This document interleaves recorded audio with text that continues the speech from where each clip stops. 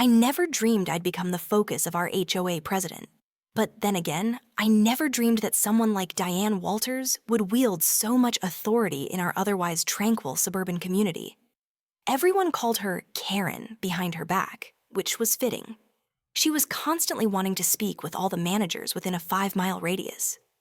I did not have any idea that the HOA would turn into a personal nightmare when I rented at Oak Ridge Estates 6 months ago.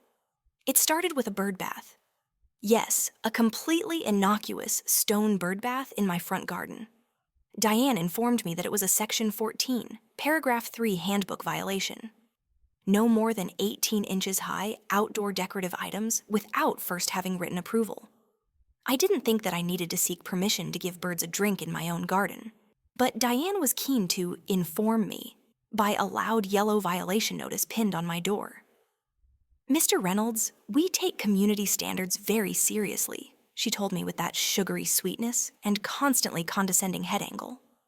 Her perfectly highlighted blonde bob did not even shake. I took away the bird bath, figuring that was it. It wasn't. Over the period of the ensuing months, I was cited for my grass being a 1/4 inch too tall, trash can too visible too long after pickup, and my excessive holiday lights, too dazzling for community taste. But I'm a retired postal employee, 35 years of service to my credit. I've dealt with challenging people in my time. I bit back my annoyance, followed procedure, and kept my head down. My pension check was the peace I had earned in retirement. I wasn't going to let Diane take that away from me. One month, my pension check never came. It had always seemed like clockwork, but this time, nothing. I called the pension office. "It was sent on time, Mr. Reynolds," the representative told me. "We can initiate a trace if you'd like."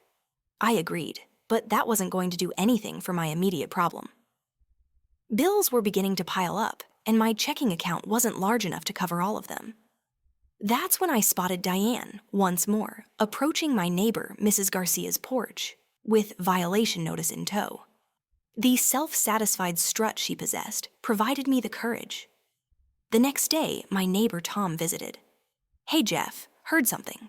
My wife noticed Diane taking mail from other people's boxes the other morning. Thought maybe she was delivering misdelivered packages, but it was odd." My blood ran cold. Did she say whose mailboxes? Neither, but she said Diane was walking from door to door. Yours would have gotten in her path. That was when I had an idea for setting a trap. I called my former pal Mike, still a carrier on my route.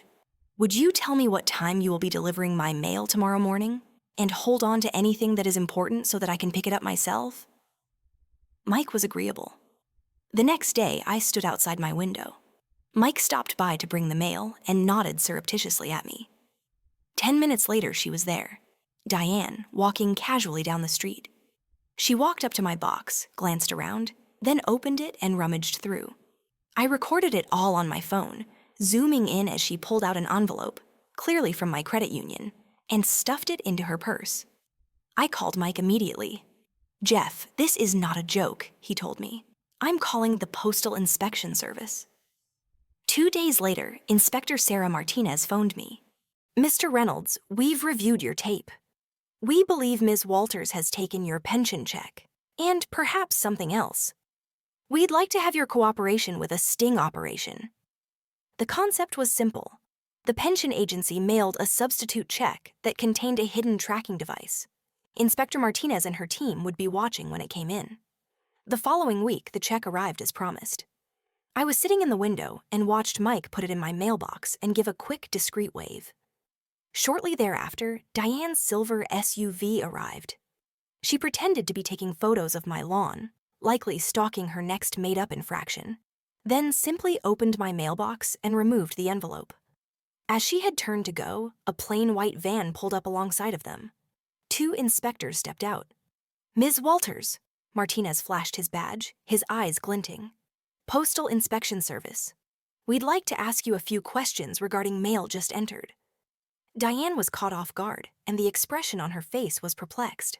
I was receiving misplaced mail," she stammered. "Ma'am, put the bag on the ground and back away from it," told Inspector Johnson calmly. "This is harassment. I'm the HOA president. she shrieked, her voice rising to that pitch I'd heard so often at community meetings. "I'll have your jobs for this." Martinez didn't flinch. "Miss Walters, we have 2 weeks of videotape in which you steal mail from multiple addresses. That envelope you just stole contains a federal pension check with a tracking device. Mail theft is punishable by up to 5 years in prison and a $250,000 fine. It's a federal crime." Neighbors began emerging from their homes, drawn to the commotion. Diane looked around wildly, noticing the crowd was not sympathetic to her cause. "This is a misunderstanding," she protested, voice trembling. "I was just defending our neighborhood." But her purse had another story to tell. Inside, inspectors found not only my check, but credit card slips, electric bills, even a birthday card, none of them bearing her name. She was cuffed and removed. Her home was later searched, and a cache of stolen mail was found, including my first check, still unopened. She hadn't even had the nerve to cash it. Her lawyer's plea bargaining efforts were for naught, as the prosecutor, upon witnessing the magnitude and intricacy of it all, called for actual consequences. 3 months went by before I was in court when the judge sentenced her. 2 years federal prison, 3 years supervised release, $75,000 in fees. Diane's own self-satisfied, well-coiffed face fell in shock. "But who will run the HOA?" she cried out, searching for a lifeline that was not there. The judge simply ordered the next case as officers escorted her away. And finally, for the first time since I'd moved into Oak Ridge Estate, I could finally live my retirement free of worry.